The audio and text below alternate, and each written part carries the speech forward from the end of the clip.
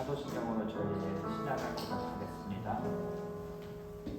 나는 전능하신 아버지 하나님 천지의 창조주를 믿습니다. 나는 그의 유일하신 아들 우리 주 예수 그리스도를 믿습니다.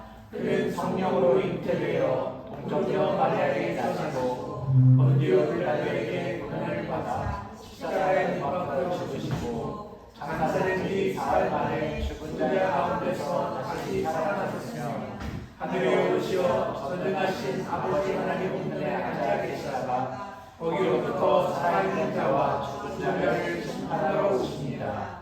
나는 성령을 믿으며 거룩한 공교회와 성도의 교제와 죄를 용서받는 것과 몸의 부활과 영생을 믿습니다. 아멘. 저희 자리에서 일어나서 찬양하겠습니다. 저희 손 펼쳐서 옆에 분들한테 축복해 드려서 하나님의 사랑이 찬양하시겠습니다.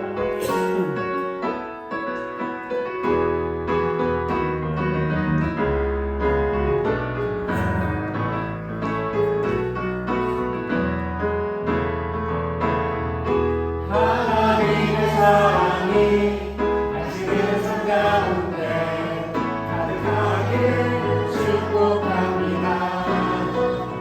하나님의 은혜가 우리 가운데 가득하길 기도합니다. 하나님의 사랑이 당신의 삶 가운데 가득하기를 축복합니다. 하나님의 은혜가 우리 가운데 가득하길 기도합니다. 이 시간 주일 사람들 잘 오셨습니다.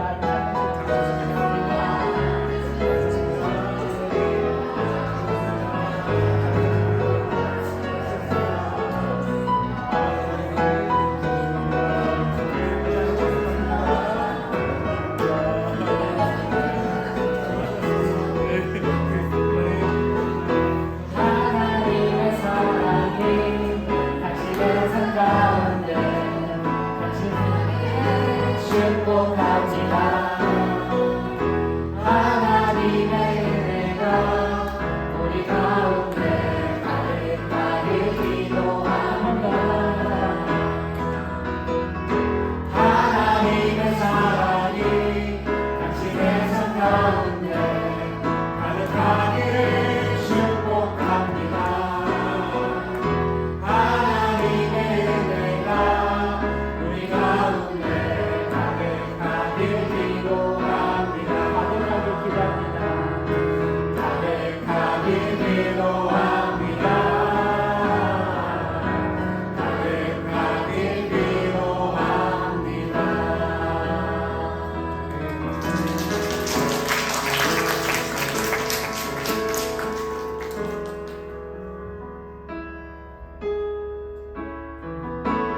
저희 보이는 상황에 무너지고 보이지 않아도 예수 능력이 나를 붙드네. 나를 붙드심을 믿으며 주만 의지에 찬양하시겠습니다.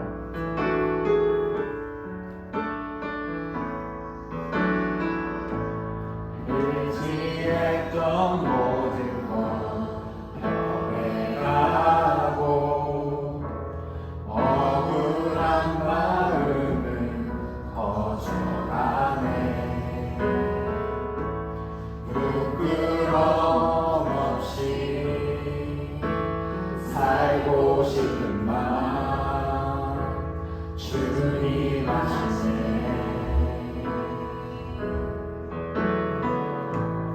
모든 일을 선으로 이겨내고 죄의 유혹을 따르지 않네. 나를 구원하신 영원한 그 사랑 그 신근에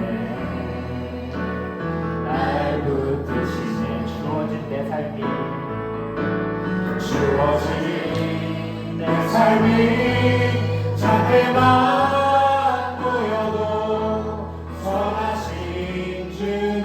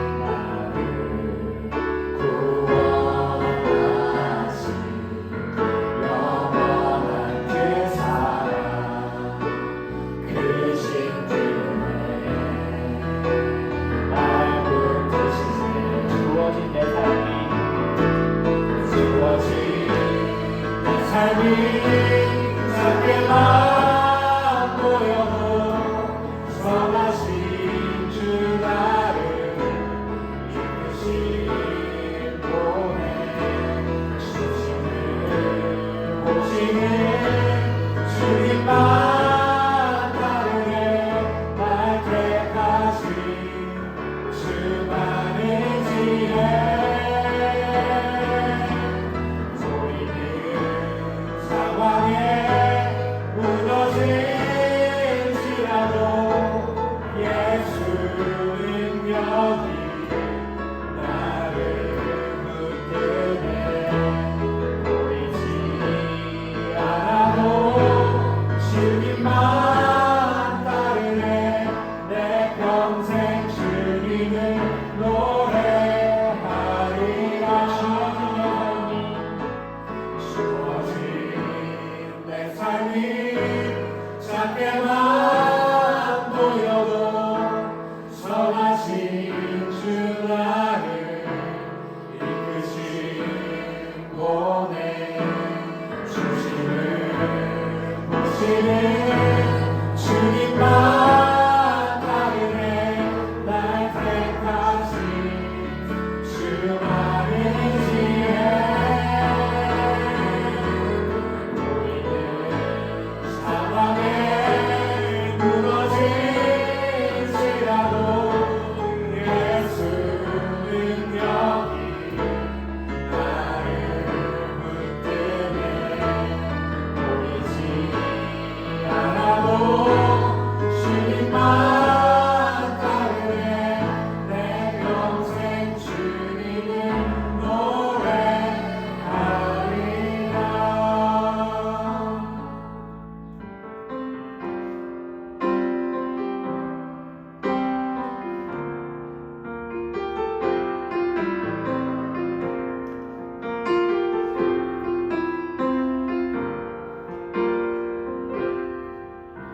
우리 모두 예배하는 자 되어 온전히 영과 진리로 주를 예배하자 주가 우리와 함께 영원히 함께 하시고 마르지 않는 샘물로 불을 채우시는 모두 예배하는 자 되어 온전히 영과 진리로 주를 예배하자 주가 우리와 함께 영원히 함께 하시고 마르지 않는 샘물로 우리를 채우시리라 다시 한번 우리 모두 예배하는 자 되어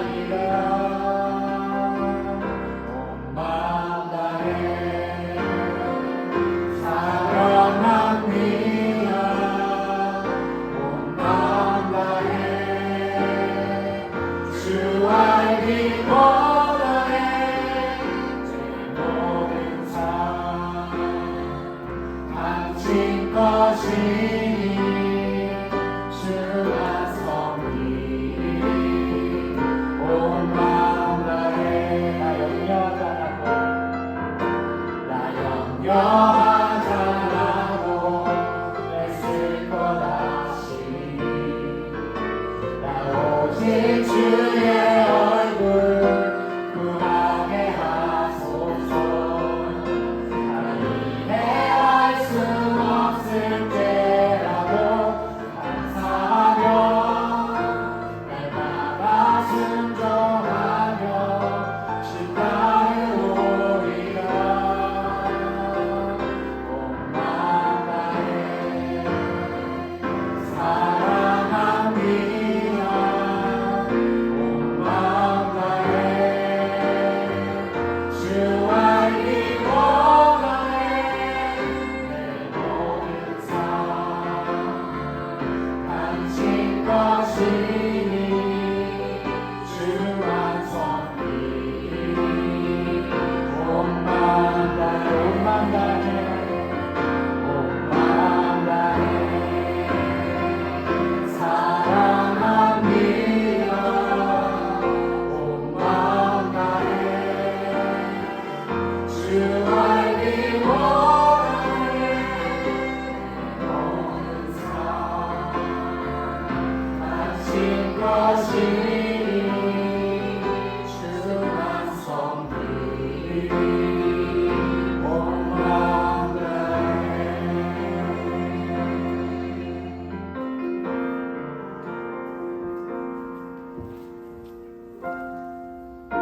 우리 시간 함께 하나님 앞에 기도하기 원합니다. 하나님, 온 마음 다하여 하나님 우리의 모든 인생을 드려 하나님을 예배하는 이 시간 되기 원합니다.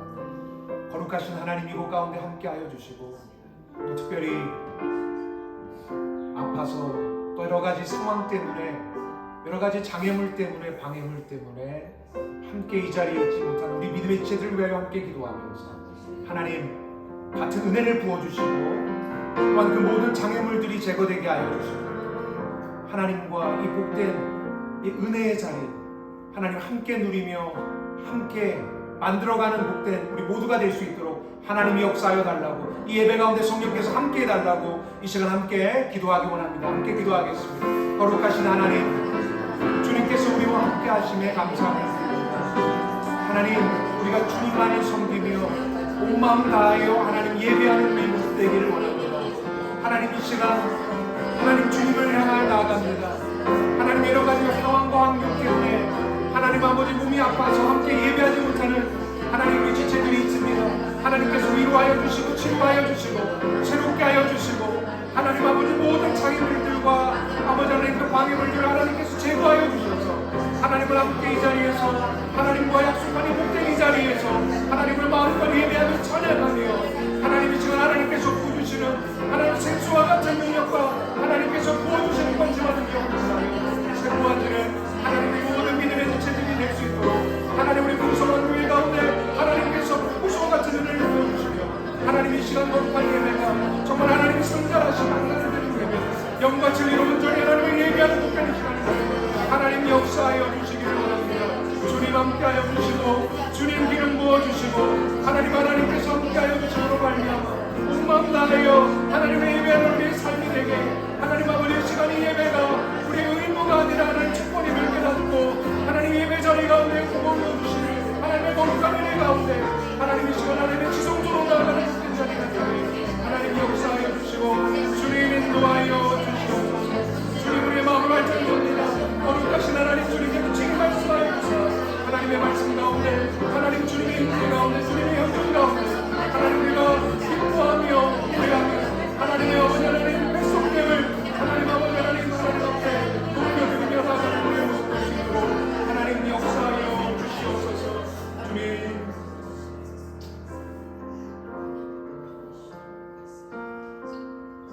예수 그리스도의 존귀하신 이름으로 감사 기도드립니다. 아멘. 우리 시간 앉으셔서 우리 하나님께 봉헌송 드려진 예물 위해서 기도드리도록 하겠습니다.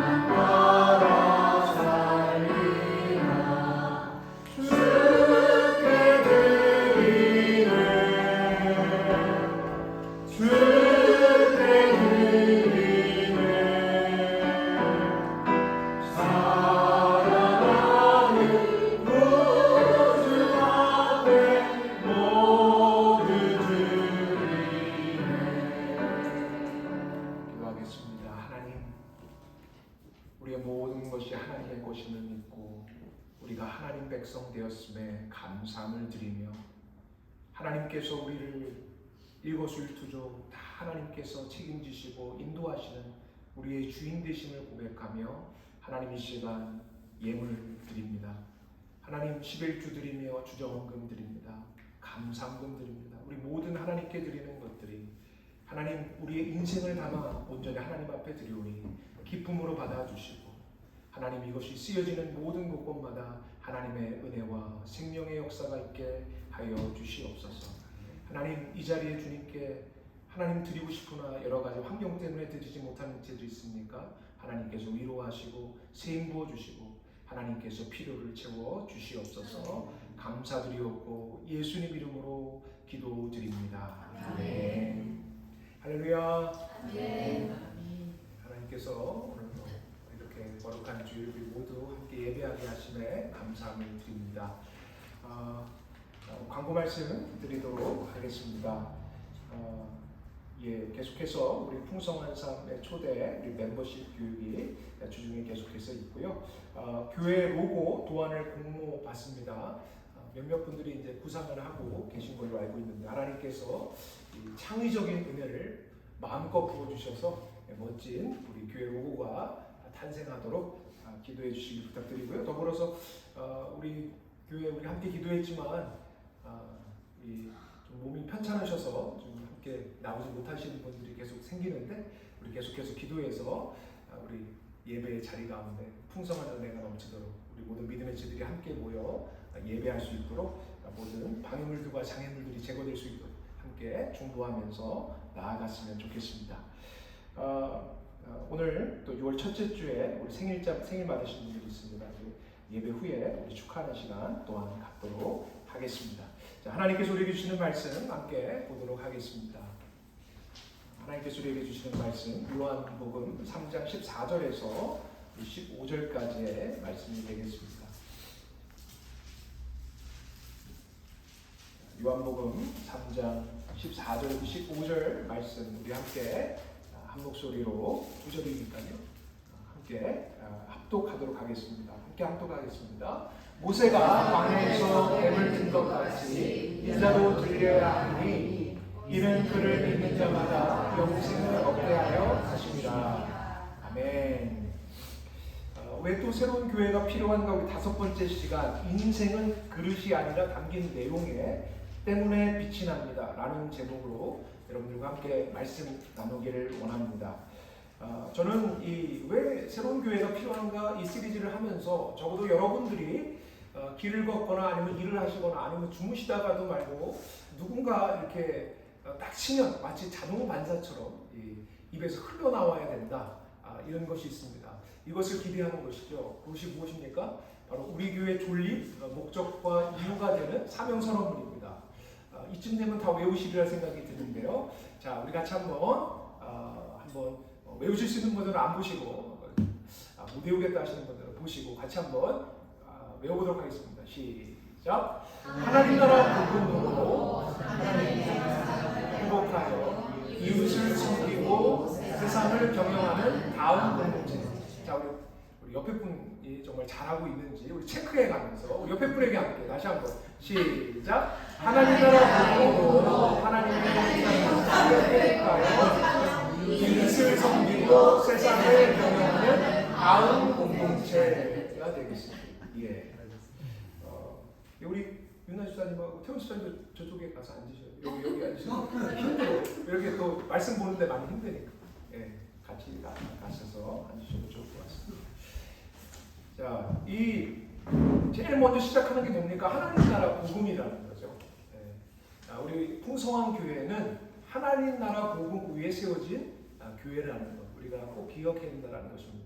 여러분 십자가 복음과 하나님 나라 복음이 무엇이라는가 우리 함께 계속해서 나누고 있는데요. 십자가 복음은 무엇입니까? 예수 믿고 천국 가는 것. 그러니까 방점이 죽은 이후로 이렇게 되어 있는 것이죠. 하지만 하나님 나라 복음은 하나님 나라는 예수님의 주기도문적 기도와 사역처럼 예수님의 핵심 사상으로서 하나님 나라가 하늘에서도 이루는 것처럼 땅에서도 이루어지는 것 바로 그것을 이야기하는 것이고 바로 하나님 나라는 우리가 죽어서 누리는 것이 아니라 바로 여기 right here, right now 여기서 바로 지금 누릴 수 있다는 것을 예수님께서 말씀하셨다는 것입니다.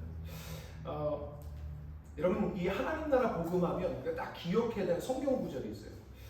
우리 풍성한 교회 성도님들은 수준이 이 정도는 딱 돼야 된다. 예수님의 초기 설교, 주님께서 갈릴리 지역에 가서 처음 선포하셨던 메시지가 무엇입니까? 제가 설교했는데요. 마가복음 1장 15절 말씀. 자, 세 번역으로 외우면 딱 네 문장이라고 했습니다. 무엇입니까?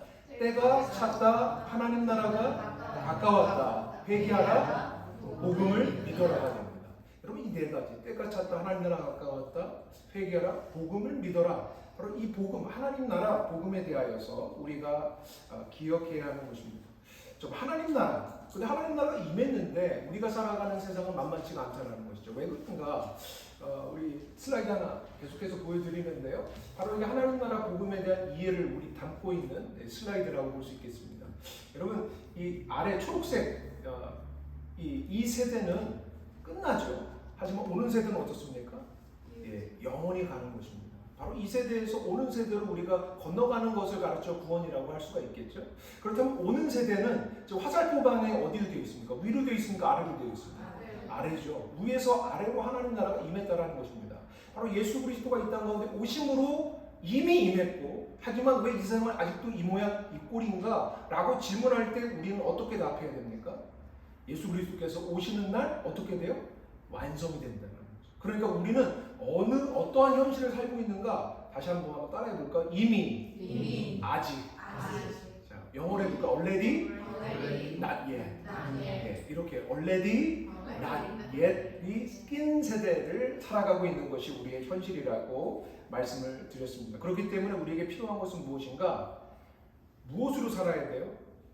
무엇으로 살아야 돼요? 맨눈으로 살면 안 되고 믿음의 눈으로 살아야 됩니다. Not by sight, but by faith. 믿음으로 살아야 됩니다. 옆에 분에게 축복하기 원합니다. 믿음으로 삽시다. 믿음으로 살아야 된다. 여러분, 믿음으로 살아갈 때 하나님 나라는 바로 우리가 이곳에 이미 임한 것을 경험하게 됩니다. 여러분, 예수님이 이 땅 가운데 오셔서 하신 말씀, 우리 풍성한 교회의 핵심 구절이라고 할 수 있는 것, 바로 요한복음 10장 10절이죠. 예수님 뭐라고 말씀하셨습니까? 내가 온 것은 양으로 생명을 얻게 하려. 어떻게 해요? 더 풍성히 얻게 하려 하십니다. 우리 다시 한번 옆에 분 축복하면서 풍성한 삶을 누리십시오. 이렇게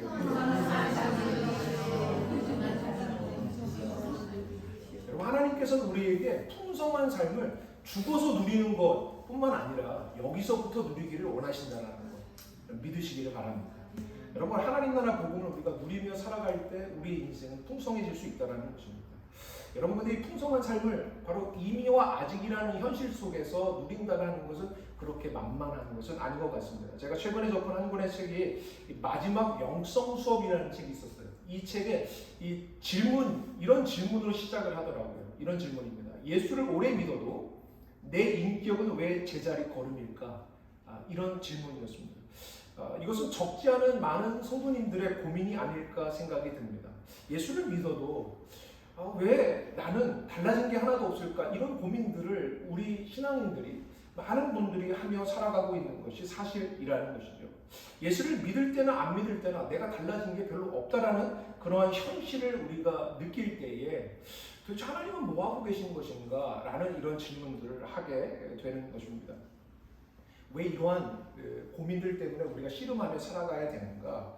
왜 하나님께서는 마치 일하지 않으시는 것처럼 여겨지는 그런 현실과 상황 속에서 오히려 우리가 바라보는 악이, 죄가 더욱더 강력하게 우리를 횡포하고 우리의 공포를 주며 살아가는 현실에 우린 더욱더 두려워하며 살아가게끔 되는 것일까? 이런 질문들을 하게 된다는 것입니다. 신앙생활을 수십 년 했는데도 변화가 없다라는 것들, 도대체 무엇인가?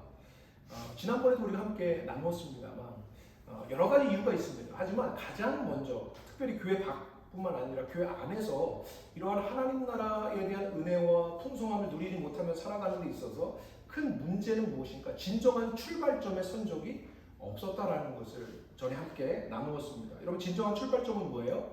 모태신앙이 진정한 출발점이 될 수가 없다고 말씀드렸습니다. 심내 세례도 아니고요. 영적 기도도 아닙니다. 구원의 확신도 사실은 다 좋은 것인데 사실은 진정한 신앙의 출발점이 무엇인지를 바르게 이해할 필요가 있다는 것입니다.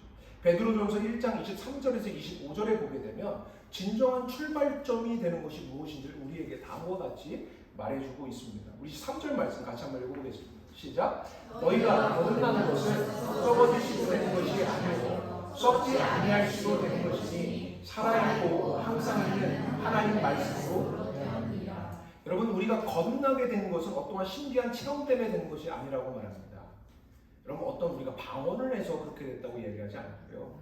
여러분, 어떠한 다른 것들이 아닙니다. 무엇이라고 해야 됩니까? 하나님 말씀으로, 하나님 말씀이 우리 안에 심겨져서, 이 씨앗이 썩지 않을 씨앗으로 우리 안에 심겨져서 우리를 거듭나게 했다라고 성경은 명확하게 이야기하고 있는 것입니다. 여러분, 다른 말로 하면 무엇일까요? 여러분, 계속해서 이어지는 말씀 제가 읽어볼게요. 그러므로 모든 일체는 풀과 같고 모든 영광은 풀의 꽃과 같으니 풀은 마르고 꽃은 떨어지되 오직 주의 말씀은 새새스로 있기도 하였으니 너희에게 전한 복음이 곧 이 말씀입니다.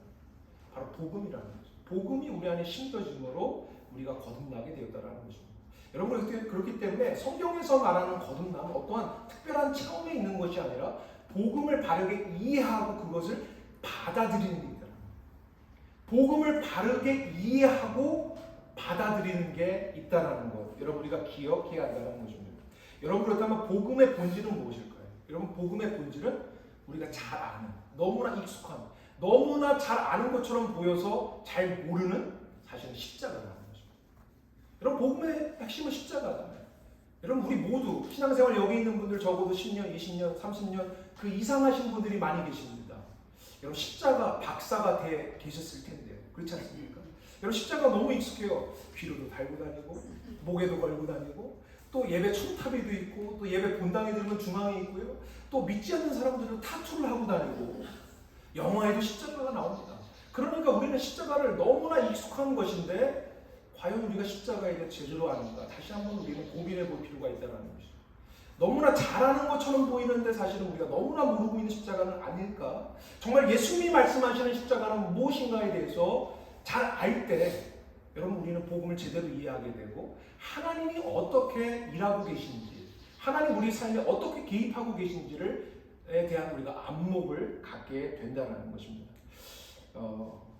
그에 대하여서 우리에게 십자가가 무엇인지를 명확하게 이야기해주는 본문이 바로 오늘 본문이라는 거예요. 요한복음 3장의 본문. 여러분, 요한복음 3장의 이야기들 배경은 어떻습니까? 여러분, 니고데모라는 한 사람이 나옵니다. 여러분, 이 니고데모는요 2000년 전에 이 유대 정치 종교 최고 의결 기관이었던 사내드린 공회 회원이었습니다. 지금으로 말하면요 이 미국의 상원의원 정도 되는 거예요. 여러분, 대단히 높은 직책을 가지고 있는 사람이고 이 사람은 학식이 있는 사람입니다. 많은 사람들에게 존경을 받는 사람이에요.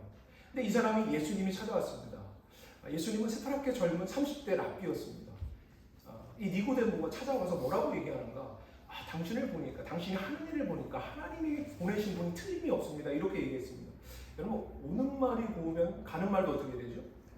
고와야 되는데 예수님은 거두절미하고 뭐라고 말씀하시냐면 너는 아직 하나님 나라에 들어오지 못했다라고 얘기하면서 거듭나야 된다고 얘기하는 거예요. 여러분, 청천벽력 같은 이야기를 듣게 됩니다. 그러면서 진정으로 거듭난다라는 것이 무엇인가? 어떻게 거듭날 수 있는가에 대해서 예수님께서 직접 말씀하신 구절이 오늘 본문 말씀이라는 겁니다. 다시 한번 우리가 주의 깊게 이 말씀을 상고하여 보았으면 좋겠습니다. 요한복음 3장 14절 15절에 예수님 이렇게 말씀하셨다는 거예요. 제가 읽어보겠습니다.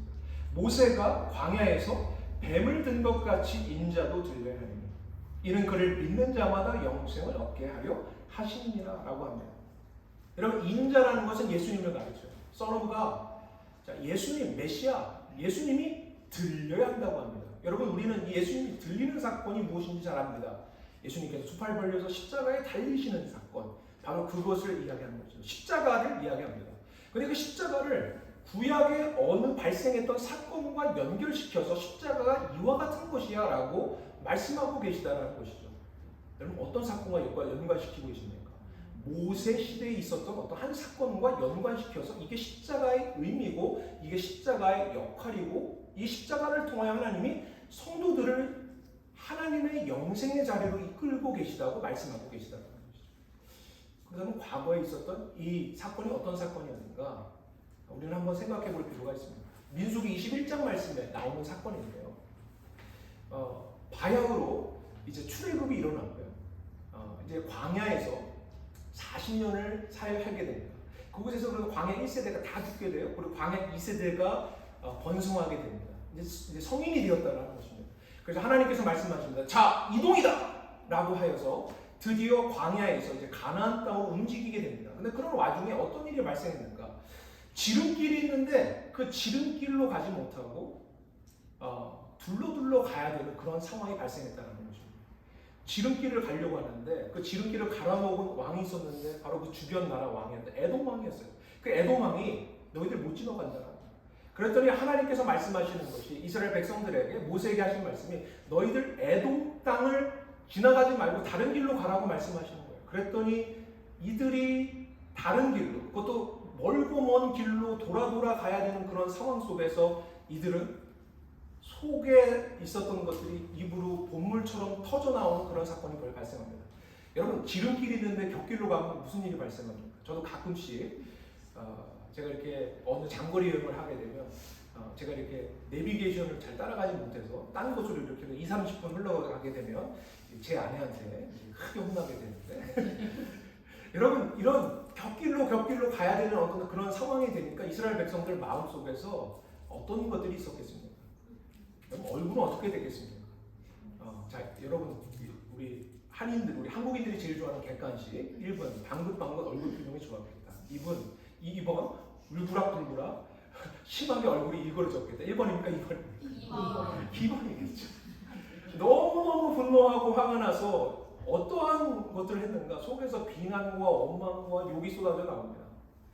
그러면서 제일 먼저 잡는 게 누구예요? 제일 눈앞에 보이는 게 모세잖아요. 그러니까 모세를 원망하고 그리고서 뭐라고 합니까? 우리가 다시 이집트로 돌아가야 한다. 18번 있지 않습니까? 늘 불평하던 거. 그것 이야기하고 또 결국은 무엇을 말합니까?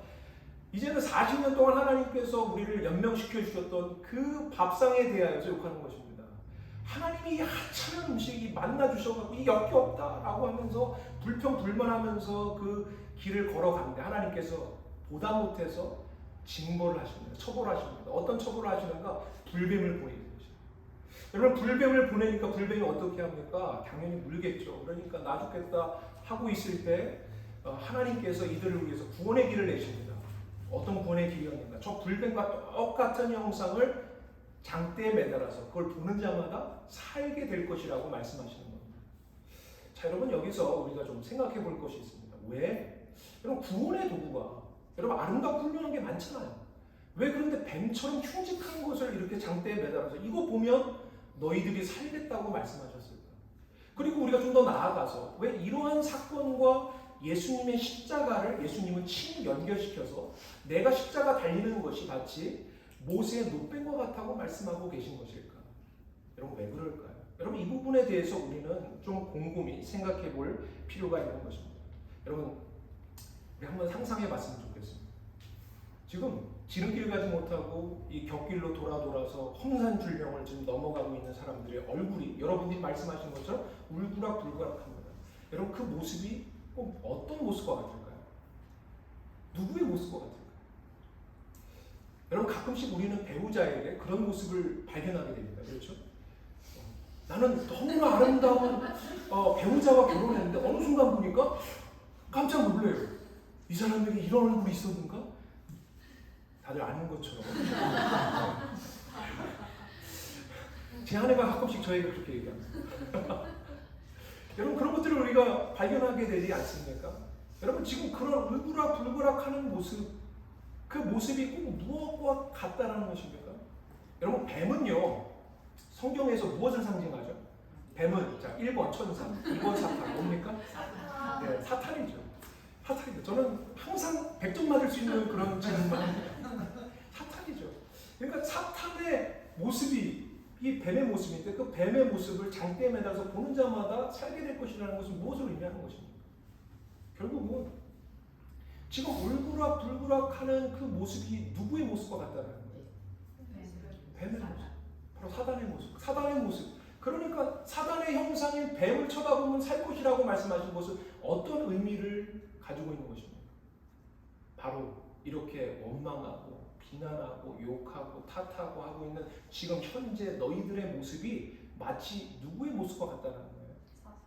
사탄의 모습과 같다는 거예요. 내가 누구인지에 대하여서 깨닫게 되는 자리, 바로 그 자리가 십자가라는 것을 이야기하고 있습니다. 여러분, 우리는 너무나 쉽게 십자가 하면 은혜로 그냥 넘어가요. 은혜로 그냥 넘어가죠. 십자가 하면 은혜. 여러분, 그렇지 않았습니다. 여러분, 2000년 전에 예수님께서 십자가를 지실 때 예수님 가장 측근이었던 제자들마저도 그 십자가는 무엇과 같았을까요? 여러분, 성경에서 예수님은 십자가에 관해서 제자들에게 바로 잡히시는 그날 밤에 다음과 같이 말씀하십니다. 성만찬을 마치시고요, 그들에게 이제 감람산으로 가시면서 제자들에게 이렇게 얘기하시는 거예요. 십자가와 이와 같다라고요. 마가복음 14장 27절 세번역 성경으로 같이 한번 읽어보겠습니다. 같이 읽겠습니다. 시작. 예수께서 제자들에게 말씀하셨다. 너희가 모두 걸려서 넘어지셨다. 예, 여기까지 읽겠습니다. 여러분, 예수님이 말씀하세요. 자, 이제 십자가 지는 바로 직전입니다. 자, 제자들에게 겟세마네 동산으로 가시면서 하신 말씀이 뭐예요? 예수께서 제자들에게 말씀하여 너희 모두가 걸려 넘어질 것이다. 여러분, 한두 사람이 아니라 누가요? 모두가 걸려 넘어집니다. 여러분, 꼭 이 모두에 대하여서 화가 나시는 분들이 가끔 있습니다. 나는 모두에 속하지 않는다. 이런 분들이 있잖아요. 그렇죠? 제자들 중에도 있었습니다. 그가 누구였을까요? 자, 우리 29절 말씀을 보겠습니다. 자, 29절 말씀 시작. 베드로가 예수께 말하되 모두가 걸려 넘어집니다. 네. 자, 이런 분들이 항상 있잖아요. 그렇죠? 그 모두에 나는 속하지 않는다. 나는 다르다. 이런 사람이 있었다라는 거죠. 베드로가 그와 같았다는 거예요. 나는 걸려 넘어지지 않습니다. 라고 말합니다. 여러분, 마가복음에서 걸려 넘어지다라는 이 헬라어는 우리가 너무나 익숙한 헬라어예요. 우리가 스캔달리조라는 헬라어예요. 스캔달리조. 좀 비슷한 영어 단어 같습니다. 스캔달리조. 스캔들.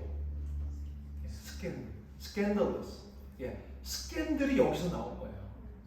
걸려 넘어진다. 여러분, 스캔들이 뭡니까? 어떤 추운이나 어떤 사건이죠. 아주 불편한 사건들입니다. 이해할 수 없는 사건들입니다. 비윤리적이고 비도덕적이고 부끄럽고 수치스러운 사건을 가르쳐서 스캔들이라고 이야기하지 않습니까? 바로 이 스캔달이죠. 그러니까 성경에서 말하는 십자가는 처음부터 은혜로 넘어가는 것이 아니라 십자가는 모두에게 무엇입니까? 걸려 넘어지는 걸림돌 스캔들이다. 제자들에게도 그랬다라는 거예요. 여러분, 이것이 하나님이 우리에게 은혜를 주시기 위해서, 우리의 인생에 은혜를 담기 위해서 십자가를 통하여 일하시는 방식이라고 성경은 이렇게 말하고 있고 예수님도 말씀하고 계시다라는 것입니다. 야, 여러분, 질문 드리겠습니다. 베드로가요, 호언장담했어요. 진심으로 말했어요. 다른 사람 모두가 다 걸려 넘어져도 저는 안 걸려 넘어집니다 라고 얘기했는데, 자, 걸려 넘어졌습니까? 걸려 넘어졌죠. 걸려 넘어졌죠. 예, 아주 심하게 걸려 넘어졌어요. 대형 사고 쳤습니다. 예수님 보는 앞에서 3번 예수님 부인하고 그리고서 저주까지 했습니다. 여러분, 이 대형 사고 친 사람 한 사람 더 있죠. 예수님 판제자 누굽니까? 가룟. 여러분, 가룟 유다의 죄와 이 베드로의 죄, 여러분 누구의 죄가 더 무거울까요? 여러분, 어떻게 생각하십니까? 판몸이나 저주하는 거예요. 여러분, 별반 차이 없습니다. 그렇지 않습니까? 여러분, 그런데 이 전형적인 이 죄를 진 이 두 사람의 인물 안에서 우리는 십자가에 우리가 어떻게 반응해야 되는지, 무엇이 바른 반응인지를 우리에게 보여주고 있습니다. 우리는 누구를 따라가야 되는가? 베드로 따라가야 합니다. 가룟 유다 따라가면 되지 않습니다. 그런데 여러분, 인간적인 눈을 보십시오. 둘 다 대형 사고를 쳐놓고서, 자, 가룟 유다는 어떻게 했습니까? 너무너무 그것이 불편했어요. 그래서 자기가 돈 받은 거 종교 지도자들에게 돌려줬습니다. 그리고 목매달아 죽었습니다. 여러분, 인간적인 모습에서는 가룟 유다는 이렇게 행했다는 거예요. 여러분, 근데 베드로는 어떻게 했죠? 그렇게 해놓고서 철판 깔았죠. 밖에 나가서 뭐만 했습니까? 울기만 하였습니다. 여러분, 인간적인 방식, 인간적인 도덕적인 어떤 책임을 지는 방식에 있어서는 가룟 유다가 어쩌면 더 훌륭한 사람일지 모르겠어요. 그런데 하나님은, 성경은 가룟 유다의 손을 들어주지 않으시고 베드로의 손을 들어주고 있다는 것입니다. 여러분 가룟 유다가 한 것은 무엇일까? 한번 따라해 봅니다. 죄책감. 죄책감이다. 죄책감을 가진 전형적인 인물이 바로 가룟 유다입니다. 여러분 그렇다면 베드로는 무엇을 하는 인물일까요? 따라해 봅니다. 죄인식. 죄인식을 하는 거예요. 가룟 유다는 죄책감으로 반응하였고 베드로는 죄인식으로 반응하였다는 것입니다. 이것이 무엇이 다른가? 여러분 죄책감은요. 무엇이 중요한가? 여러분 죄책감은 따라해 봅니다. 텍스트가 아니라 컨텍스트입니다. 텍스트가 아니라 컨텍스트에 더욱더 집중했다는 여러분 이것입니다. 하나님 제가요 예수님이 십자가만 진다고 안 했더라면 제가 이렇게 안 했을 거죠. 저는 이렇게 나쁜 놈이 아니에요. 그리고 제가 잠깐 뭔가 돌아서 이렇게 된 것이지. 그리고 저 종교 지도자들이 저한테 유혹하지 않았더라면 저는 이런 일 결코 하지 않았을 것입니다. 라고 무엇에 집중하는 거예요? 환경에 집중하는 거예요. 정황에 집중하는 거예요. 여러분 그런데 베드로는 뭐 했다고요? 죄인식을 가졌다고요. 여러분 죄인식은 무엇인가? 컨텍스트가 아니라 컨텍스트에 담겨있는 텍스트에 집중하는 거예요. 무엇인가? 인간의 이런 정황과 상황 속에서 베드로는 무엇을 본 것입니까? 십자가 앞에서 자신이 부딪히면서 무엇을 본 것이냐면 자기 존재가 어떠한지를 보게 됩니다. 자기가 어떤 사람인지를 보게 됩니다. 내가 진심으로 주님, 나는 주님 끝까지 함께 가겠습니다 라고 했지만 그 진심을 지킬 수 없는 사람들 앞에서 십자가 앞에서 거짓말하고 예수의 제자가 아니라고 말하고 등지고 욕하고 하고 있는 자동 반사적으로 자기의 속 안에서 자기도 모르는 자기 자신을 발견하게 되었다는 거예요. 텍스트를 보게 됩니다. 여러분 이것이 다른 거예요. 죄책감은요 무엇에 집중합니까? 나보다는 나의 존재보다는 환경에 집중합니다. 여러분 죄인식은 무엇입니까? 환경이 아니라 그 환경을 통해서 무엇을 들여다보는 거예요? 자기 자신을 들여다보는 거예요. 내가 어떤 존재구나. 내가 어떤 사람이구나. 깨닫게 되는 것입니다. 여러분 이러한 죄인식을 가지는 사람 구약 성경에 참 많이 있지만 대표적인 사람이 다윗이에요. 여러분 다윗 하면 가장 떠오르는 거 뭡니까? 우리 얘야 다윗 하면 가장 먼저 떠오르는 건 뭐야? 그렇지. 골리앗을 때려눕히는 영웅으로서의 다윗을 생각합니다. 여러분 우리는 다윗을 생각할 때요 참 멋지다, 마음이 아파다 이런 생각할 때 하나님의 사람이라고 할 때 우리는 늘 다윗이 잘하는 걸 생각하면서 우리는 다윗을 따라가야 돼 이렇게 생각해요. 여러분 근데 성경은 전혀 다른 방식으로 우리를 이끌고 있다는 거 아십니까? 다윗이 다윗 될 수 있었던 것은요 골리앗 때려눕혀서가 아니라고 성경은 이야기해요. 여러분 자 질문 드려볼게요. 다윗이 다 잘했는데 딱 하나 오게 티가 있다면 뭐가 있을까요? 못한 거 뭐죠? 예, 밧세바. 아니 왜 밧세바는 백주단에서 거기서 샤워를 하고 있었대요? 여러분 그 일 때문에 다윗이 넘어졌죠. 그게 오게 티처럼 여겨지죠. 그것만 뺐다면 정말 다윗은 훌륭한 영웅이고 하나님의 사람일 텐데 라고 우리는 생각하지만 오히려 성경은 어떻게 말하는 줄 아십니까? 밧세바 사건 때문에 다윗은 다윗 됐다고 이야기를 해요. 관점이 달라요. 여러분 밧세바 사건으로 인하여서 다윗이 철저하게 하나님 앞에 죄 인식을 하게 됩니다. 참된 회개를 하게 돼요. 여러분 그 참된 회개의 고백이 시편 51편에 기록이 되어 있습니다. 여러분 이렇습니다. 제가 읽어볼게요. 시편 51편 1절 5절 하나님이여 주의 인자를 따라 내게 은혜를 베푸시며 주의 많은 긍휼을 따라 내 죄악을 지워주소서. 나의 죄악을 맑게 씻으시며 나의 죄를 깨끗이 제하소서. 무릇 나는 죄가를 아오니 내 죄가가 항상 내 앞에 있나이다. 내가 주께만 범죄하여 주의 목전에서 악을 행하였사오니 주께서 말씀하실 때 의로우시다 하시고 주께서 심판하실 때 순전하시다 하리이다. 내가 죄악 중에 출생하였으며 어머니가 죄 중에서 나를 잉태하였나이다 라고 합니다. 여러분 5절이 중요해요. 여러분 밧세바 사건 이후에 지금 하나님 앞에 드린 기도예요. 회개 기도예요. 여러분 죄책감을 가졌다면 어떻게 기도했겠습니까? 하나님 물론 제가 잘못했어요. 그런데 아시지 않습니까? 왜 그 여인은 거기서 그렇게 샤워를 하고 있었대요? 그것을 왜 제가 보았을까요? 하나님 그냥 없었던 일을 해주세요. 맑게 그냥 씻겨주세요. 이렇게 기도하지 않았다는 것입니다. 여러분 이러한 밧세바 사건으로 인하여서 무엇을 보게 된 겁니까?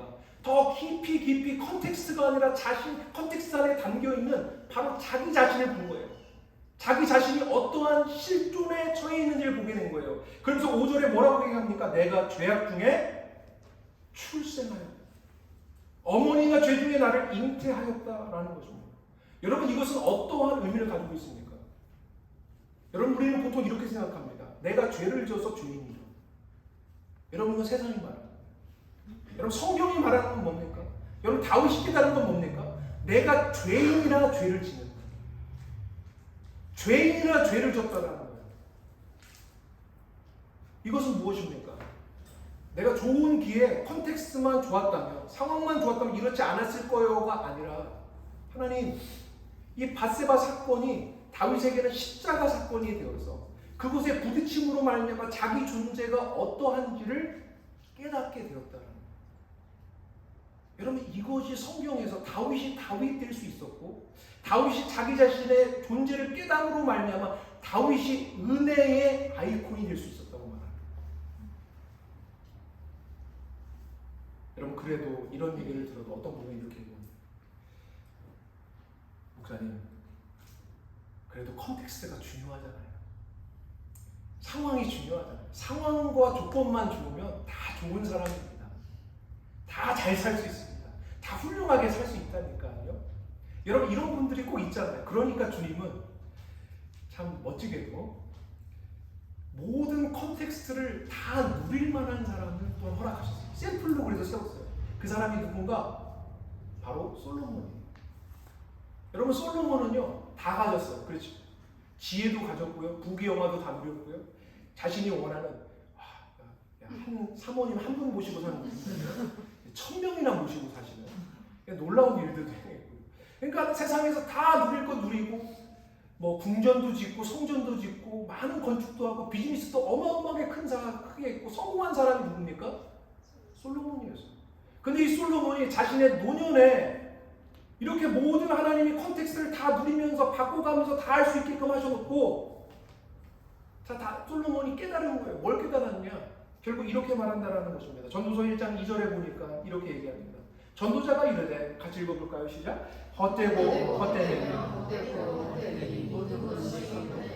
여러분, 이 짧은 구절에 헛되다가 몇 번 나와요? 5번 나와요. 그리고 마지막 헛되다의 그 앞에는 완전히 세게 방점을 줘요. 모든 것이 헛되다. 자신이 지금까지 크게 비즈니스한 거, 어마어마하게 큰 사업을 한 거, 그리고 성공한 거, 그리고 수많은 지혜로 세상의 모든 것들을 다 꿰뚫어보고 수많은 책들을 쓴 거, 그리고 수많은 여인들을 소유한 거, 그 모든 것들이 다 뭐래요? 헛되다라고 얘기합니다. 여러분, 근데 정말 헛된 것이 사업하는 게 헛된 것일까요? 아니면 열심히 공부해서 세상에 알 수 없는 신비한 지혜들을 깨달은 것이 정말 헛된 것일까요? 여러분, 성전을 지은 것이 정말 헛된 것일까요? 여러분, 솔로몬은 왜 이것들이 정말 헛된가? 왜 이것들이 아무 의미가 없어지게 됐는지 그 근본 이유를 이 전도서 마지막 장에서 다음과 같이 이야기하고 있습니다. 무엇이 헛됨을 낸 것인가? 전도서 12장 1절 우리 같이 한번 읽어보겠습니다. 시작. 너는 소년때 너는 창조주를 기억하라. 그거 궁고한 날이 이르기 전에 나는 아무 일이 없다고 할 때의 있기 전에. 여러분, 여기서 지금 나의 하나님을 기억하라고 하지 않고 뭐라고 하고 있어요? 나의 창조주를 기억하라. 여러분, 여기서 청년의 때는 단순히 젊었을 때를 이야기합니다. 혈기왕성해서 자신이 시퍼렇게 살아있는 때, 다른 말로 하면 자기가 얼마든지 다 할 수 있다라고, 자기 힘으로, 자기 능력으로, 자기 지혜로 꽤 자신이 괜찮다고 여겨졌을 때를 얘기해요. 철저하게 자기가 자신의 인생에 왕의 보좌에, 주인의 보좌에 앉아있을 때에 뭐라고 합니까? 창조주. 뭡니까? 너는 피조물인 것을 기억하라는 것입니다. 여러분, 다시 말하면 솔로몬이 열심히 성전 짓고 궁전 짓고 수많은 사업하고 그리고 수많은 것을 배우고 권력을 갖고 이런 모든 것들이 왜 헛된가? 그 헛됨을 양산하고 그것을 생산했던 그 근본은 누굽니까? 하나님을 주인으로 모시지 않는 내가 그것들을 운영해 갈 때, 그것들을 이끌어 갈 때 그 모든 것들이 무엇이었다라는 거예요? 헛된 것이 되었다라는 거죠. 결국 문제는 무엇이었는가? 나 자신이었다. 저렇게 강아지도 아멘을 해주고 왜 여러분은 아멘을 안 하고 계십니까? 얼마나 귀엽습니까?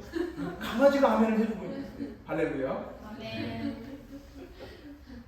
여러분 그렇다라는 거예요. 그러니까 뭘 얘기하고 있는 것입니까?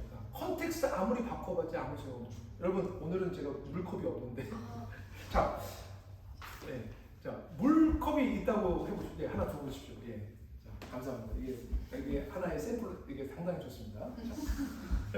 자 여러분 우리 장로님 댁의 물맛은 최고의 물맛인데 자 이렇게 한번 얘기해 보죠. 여러분 이 물맛이 되게 안 좋아요. 안 좋은데 자 이 물맛이 안 좋으면 자 이 물맛이 안 좋은 게 문제인데 여러분 컵만 계속 바꿔가면 어떻게 될까요? 물맛이 좋아지나요? 아니죠. 자 이게 지금 플라스틱 컵인데 이걸 스틸 컵으로 바꾸면 물맛이 좋아질까요? 아니면 예쁜 찻잔에다 하면 물맛이 좋아질까요? 아니면 종이컵이요? 여러분 우리는 수없이 무엇을 하나님 앞에 바꿔달라고 하죠? 하나님 좀 상황 좀 바꿔주세요. 이 불만족스러운 상황 좀 처음 하나님 해결해 주세요. 좀 내 소원 좀 들어주세요. 내 기대 좀 하나님 이루어주세요. 이 컨텍스트를 우리는 끊임없이 집중하면서 내가 하나님을 잘 섬기지 못하는 것, 내가 웃을 수도 없는 것, 내가 화나 있는 표정으로 늘 다니는 것, 그 이유가 무엇 때문이라는 거예요? 바로 이 물컵 때문이에요. 근데 하나님은 무엇을 보길 원하십니까? 이 안에 있는 내용물을 보라는 거예요. 이 내용물. 어찌할 수 없는 죄에 물들어 있는 자기 중심성에 갇혀 있는 이 존재를 보라고 이야기하는 거죠. 여러분 사도 바울은요. 자신의 조상으로부터 자기 이르기까지 자신이 몸담고 있는 공동체, 이스라엘 공동체의 이 회한과 애통과 아픔의 역사를 회고했어요. 그러면서 로마서 7장에서 왜 도대체 우리가 이러한 고통과 아픔과 슬픔을 당하고 바벨론 포로로 끌려가서 우리 땅도 잃어버리고 그리고 돌아오긴 했지만 여전히 열강 아래서 이렇게 고통당하고 있을까? 깊이 성찰하는 그런 와중에서 왜 이러한 일이 발생했는지를 깨닫게 되었다. 여러분 그것이 바로 로마서 7장 20절에 써 있습니다. 로마서 7장 20절에 바울이 이렇게 이야기를 했습니다. 같이 읽어보겠습니다. 시작. 만일 내가 어찌하지 아니하는 것은 이를 행하는 자가 아니어서 내 속에 거하는 죄니라. 여러분 무엇을 본 거예요? 컨텍스트 탓한 게 아니라 우리가 바벨론 포로 끌려가고 이렇게 된 거예요. 정치인들이 정치를 잘못해서 이렇게 된 거예요. 그런 것이 아니라 무엇을 본 겁니까? 우리 존재 안에 담겨있는 내용물을 본 거예요. 뭐예요 내용물이? 죄. 여러분 죄. sin의 중앙에 뭐가 있어요? I centeredness. 내가 주인 되고 내가 좀 괜찮고 내 마음대로 살아가는 게 꽤나 지혜로운 것처럼 여겨지고 여전히 나를 붙들고 그곳에서 내리지 않는 이러한 존재. 바로 이 죄성 때문에 우리 이 민족이 이렇게 됐고 내가 이렇게 됐다라는 것을 깊이 깨닫게 되었다라는 것입니다. 여러분 이 죄인식을 통하여서 하나님이 어디로 이끌어가는지 보세요. 계속 이어지는 말씀 로마서 7장 24절 25절에 보면 이렇게 얘기합니다. 오라 나는 공고한 사람이다. 이 사망을 통해서 누가 나를 여러분 성경이 뭐라고 얘기한다고요? 내가 죄를 져서 죄인이 아니라 죄인이기 때문에 죄를 질 수밖에 없고 죄에 갇혀있는 존재라는 인식. 그러니까 내가 어찌할 수 없다라는 죄의 인식 가운데 도달하게 되면 우리도 바울처럼 이 고백을 한다는 거예요. 여러분 이 고백을까지 이끌어가는 자가 참으로 신앙생활을 바르게 할 수 있다는 겁니다. 바로 이것이 거듭남으로 가는 비결이라고 말씀하고 계십니다. 그러면서 이 죄인식 가운데 있을 때야말로 비로소 하나님께 이렇게 고백할 수 있다는 거예요. 25절 보니까 우리 주 예수 그리스도로 말미암아 하나님께 어떻게 해요? 감사합니다. 여러분, 우리가 기적의 예수님만 좋아하면요, 주님이 우리의 소원만 들어주시고 우리의 병든 몸 치료하시고 우리의 비즈니스 잘 되게 해주시고 다 그런 거 좋아요. 너무너무 좋아요. 여러분, 그런데 그 자리에 머물고 있으면 안 돼요. 정말 하나님께서 이 땅 가운데 아들을 보내셔서 하고자 원하시는 건 뭡니까? 여러분, 오늘 본문 말씀이 뭐예요? 오늘 본문 말씀 다시 한번 보여줄 수 있어요? 오늘 본문 말씀에 보면 오늘 본문 말씀은 뭡니까? 오늘 본문 말씀을 다시 보면 우리 같이 한번 읽어보겠습니다. 우리 3장 14절 15절 다시 한번 읽어볼게요. 같이 읽고 시작. 모세가 광야에서 배를 두고 같이 믿는 자도 들려야 하니 이는 그를 믿는 자마다 영생을 얻게 하려 하시니. 여러분, 주님이 궁극적으로 주시고자 하는 게 뭐예요? 영생. 하나님만 담으실 수 있는 것을 우리에게 주고자 원하시는 거예요. 그저 받게 되길 간절히 축원합니다. 여러분, 그건 십자가 외에는 없다라는 거예요. 여러분, 십자가로 하나님이 이끄시는 방식이 보이십니까? 하나님은요, 우리에게 협박하지 않으세요. 공갈치지 않으세요. 막 갑자기 보쌈해갖고 가져다가 십자가에서 갖다가 묶어갖고 거기서 수술하시는 분이 아니라는 거예요. 주님은 우리를 인생길을 걸어가면서 깨닫게 하시는 거예요. 예수의 십자가가 얼마나 나에게 존귀하고 예수의 십자가 없이는 내가 단 한순간도 살아갈 수 없다는 그 인식이 우리 안에도 점점점 더 깊어져 가는 것이 바로 은혜 받은 자의 모습이라는 것입니다. 사랑하는 성도 여러분, 여러분, 우리가 이런 기도 좀 드렸으면 좋겠어요. 주님, 제 자식증 좀 해결해 주세요. 이것도 해야죠. 그렇죠? 내 비즈니스 잘 되게 해주세요. 이것도 기도해야 돼요. 주님, 병든 몸도 치료해 주세요. 그것도 기도해야 돼요. 여러분, 그런데 그런 기도는 늘 하지만 하나님이 정작 듣고자 원하시는 기도가 뭘까? 주님, 이런 상황 속에서 나 자신을 봅니다. 여기서 기뻐할 수 없고, 여기서 찬양할 수 없고, 여기서 감사할 수 없고, 여기서 인내할 수 없고, 분노와 원망과 탐만 있는 나 안에 있는 이 죄를 봅니다. 주님, 이 자기 중심성을 뽑아주시옵소서. 하나님의 은혜로 다시 채워주십시오. 십자가로 채워주십시오. 그래서 하나님, 영생에 이르는 복된 삶을 살게 해주십시오. 여러분, 이 기도가 하나님이 우리에게 원하시는 기도가 아닐까. 여러분, 이 기도 오늘 저와 여러분이 함께 하나님 앞에 좀 드렸으면 좋겠습니다. 오늘 우리가 이 찬양 함께 올려드리면서요, 한번 나 자신을 한번 들여다보았으면 좋겠습니다. 그리고 우리 인생 가운데서 왜 하나님이 내가 이렇게 기도하는데, 내가 오랫동안 기도했는데 왜 이 기도의 제목 안 들어주시지? 왜 여전히 나는 불만족 가운데 있을까? 하나님 아마 포기하셨나? 하나님 날 잊으셨나? 아니요. 하나님은 단 한순간도 나의 하나님, 우리 하나님 되심을 포기한 적이 없으신 분이라고 말씀하고 계십니다. 주님은 지금도 일하고 계세요. 때로는 우리를 불만족 속에, 때로는 답답한 상황 속에 하나님은 나오십니다. 하나님이 우리에게 듣고자 원하시는 것은 무엇인가? 우리가 컨텍스트에 집중하는 것이 아니라 우리 존재 안에 있는 텍스트, 이것을 하나님이 뽑아내시고 하나님의 은혜를 담고자 원하시는 하나님의 간절한 열망. 여러분, 이제 좀 우리는 우리의 고집을 좀 내려놓고 하나님 고집에 하나님이 옳습니다 고백하는 저와 여러분들이 원합니다. 그럼 이 고백 가지고 우리 함께 이 찬양 하나님 앞에 좀 올려드렸으면 좋겠습니다.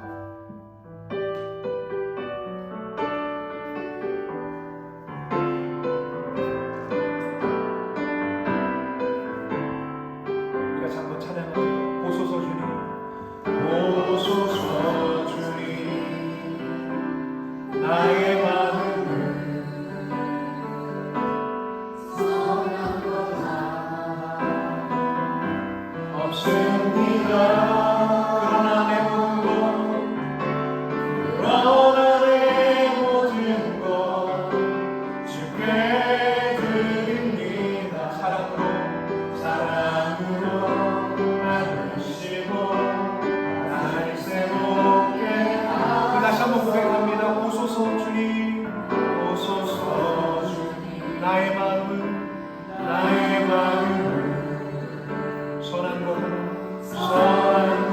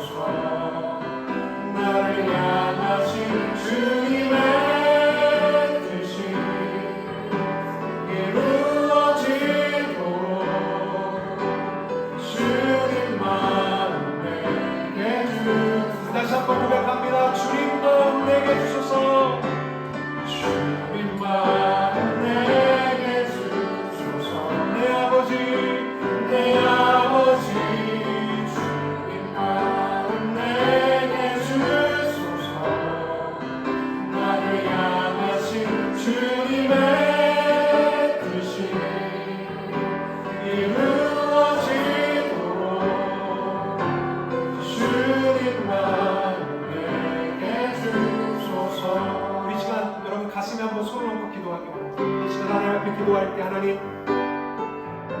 여러분 예수 그리스도 안에 있는 우리는요 아무리 죄를 저도요 지옥 가지 않습니다. 왜냐하면 주님께서요 우리를 사망과 죽음으로 가는 인생에서 우리를 건져내오셔서 우리를 영혼과 영생으로 가는 인생으로 하나님 이끌어 주셨기 때문입니다. 여러분 하나님께서 그런데 우리 안에 지금도 계속해서 일하시는 방식은 십자가를 통해서 우리를 죄 인식하게 하십니다. 여러분 죄가 어떻게 내 안에서 내 삶 속에서 일하고 있는지 여러분 바라보십시오. 여러분 하나님은 우리에게 생각 없는 신앙인이 되기를 원치 않습니다. 주님은 우리에게 깊이 성찰하고 생각하기를 원하십니다. 죄가 결국 우리의 인생을 또한 얼마나 많은 사람들을 아픔과 고통으로 이끌고 있는지, 그래서 우리에게 얼마나 십자가가 필요한 인생인지 하나님은 우리가 깨달아가며 주님을 따라가기를 원하고 계신 것입니다. 이 시간 주님 앞에 기도할 때 주님, 하나님 내가 컨텍스트만 봤습니다. 내 상황과 환경만 갖고 달라고 했습니다. 하나님이 보기를 원하시는 것은 이 상황과 환경 안에 있는 바로 나라는 죄로 물들어 있는, 여전히 죄가 시퍼렇게 살아있는, 나밖에 모르고 나뿐인 이 자아가 처리되기를 주님은 원하시고, 그런 기도를 하나님 앞에 올려드리는 그런 우리에게 그러한 기도의 제목을 원하시는 하나님, 나만 붙들려 있었습니다. 하나님 이 시간 이 악한 모습을 주님께 십자가에 내어드립니다. 하나님 못 박아주시고 주님 새롭게 되게 하여 주시옵소서. 주님의 은혜를 부어주옵소서. 우리 이 시간 함께 주여 부르짖고 한번 기도하기 원합니다. 주여 하나님 아버지, 주님 깨닫는 은혜를 부어주옵소서. 하나님 얼마나 우리는 내 상황을 탓합니까? 내 정황을 탓합니까? 하나님 내 것을 좀 더 달라고 말하지 않습니까? 가졌는데 더 많이 갖자고 하지 않습니까? 하나님 내 어려움을 아버지 끝없이 우리는 불만족 속에 살아가고 있습니다. 하나님 불만족 속에서 하나님은 잠자고 있다, 하나님은 나에게 외면하고 있다, 하나님은 등지고 있다고 늘 얘기하고 있지는 않습니다. 주님은 십자가를 통하여 우리 일하고 계십니다. 하나님 십자가가 우리에게 부딪힐 때에 하나님 우리 십자가의 상황 속에서 하나님 우리를 변화시키시고 우리를 아버지 하나님 다중심적인 인생이 아니라 하나님 내 인생에 하나님 죄뿌린 악한 것밖에 없고 선한 것이 하나도 없는 인생 가운데 하나님 난 십자가 외에는 아무것도 아무 것이 없어서 주님 오늘도 십자가를 감기 원합니다. 은혜의 사람이 되기 원합니다. 주님 없이 나 한순간도 살아갈 수 없는 인생입니다. 하나님 고백을 가지고 주님 앞에 나가기 원합니다. 주님 우리 안에 아버지 십자가가 잃어버려져가고 십자가가 희미해져가고 십자가의 감격과 감사를 잃어버리고 우리는 살아가고 있지는 않습니까? 주님 아버지 환경과 상황 속에서 정도만 부리고 정도 아버지 하나님 이 땅 가운데서 더 큰 것을 바라며 여전히 나의 자아를 더욱더 살찌우기 위하여 몸부림치며 하나님 그거 주시지 않는 하나님 때문에 원망하며 살아가고 있지는 않습니다. 주님 새로워지게 하여 주시고 정결해지게 하여 주시고 하나님 정말로 주님의 성령께서 부어주신 은혜를 통하여 하나님 우리가 정말 십자가를 사랑합니다. 우리의 인생에 담을 것이 예수의 은혜밖에 없는 자가 될 수 있도록 주여 인도하여 주시옵소서. 주님 함께하여 주시옵소서.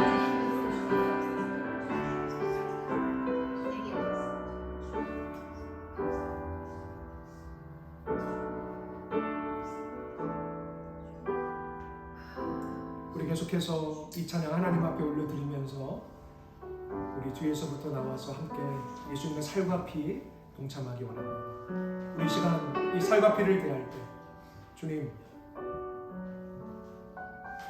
내 인생에 주님의 은혜만 담기게 하옵소서.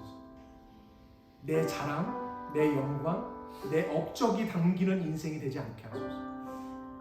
예수께서 하신 일, 예수께서 나를 위해서 행하신 그 놀라운 사랑과 용서와 인내가 내 인생에 담기게 하소서.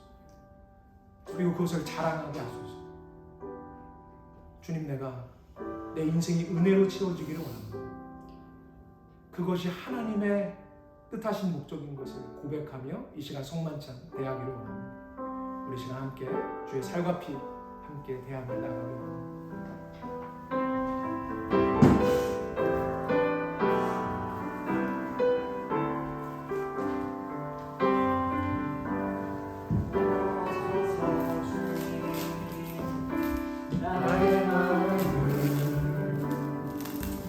선한 것 하나 없습니다.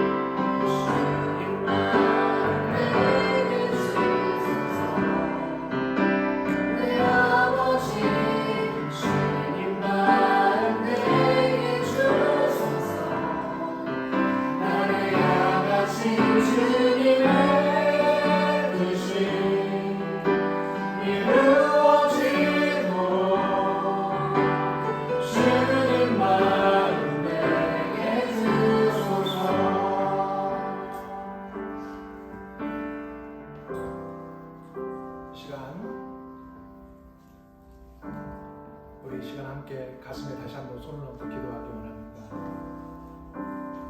주님, 이번 한 주간 살면서 주님은 십자가를 통하여 일하시고 우리를 예수 그리스도께서 걸어가신 그 길로 우리를 파송하십니다. 우리 각자의 삶이 바로 예수님이 걸어가시는 그 길이고, 또 우리가 이제는 내가 더 이상 사는 것이 아니라 예수 그리스도가 사는 자로서 한 주간을 살아가기 원합니다. 주님, 잘 살아내기 원합니다. 더 이상 환경 탓하고 상황 탓하고 주님이 나의 기도에 응답하지 않는다고 원망하는 것을 그치고, 이제는 하나님, 예수님이 그러셨던 것처럼 주님, 내 인생에도 예수의 사랑이 담기길 원하고, 용서와 인내와 부활과 생명이 담기는 그것이 흘러나가는 인생 되기를 원합니다. 하나님이 그것 만드시기 위해서 우리를 이 인생의 자리에 보냈다는 기억하고 하나님 앞에 한 주간 잘 살아보겠습니다. 보복할 자를 보복하지 않겠습니다. 용서해 보겠습니다. 주님, 품지 못할 자를 한번 풀어보겠습니다. 실패할 수 있지만 다시 해보겠습니다. 이런 고백 가지고 한 번 더 하나님 앞에 기도해보겠습니다. 기도하겠습니다. 하나님 앞에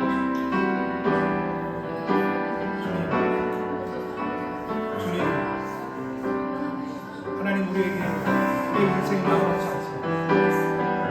하나님은 한 주 한 주가 도전이 어려움이 답답함이 하나님 때문에 눈앞에 보이지 않는 많은 일들 때문에 우리는 낭망합니다. 아버지, 일어서기를 원합니다. 일어서기를 원합니다. 새로워지기를 원합니다.